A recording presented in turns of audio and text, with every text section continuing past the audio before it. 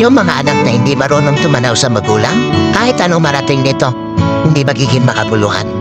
Kahit sinasabi natin na di naman obligasyon ng mga anak ang magulang, yes! Pero ang sabi ng Panginoon, honor your parent. At kasama tong sa pag-honor na yon, yung merong kang kayang gawin para sa kanila, ginagawa mo. Sa mga anak na narito, kahit magkapamilya kayo, huwag niyong titingnan na ang dapat ninyong bigyan focus yung sariling pamilya na lang.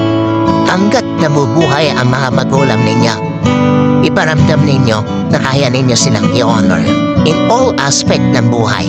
Huwag kayong iiyak sa kanilang libing dahil marami kayong regrets. No, that is hypocrisy. Wala kayong kwentang anak kung iiyak lang kayo sa kanilang lamay.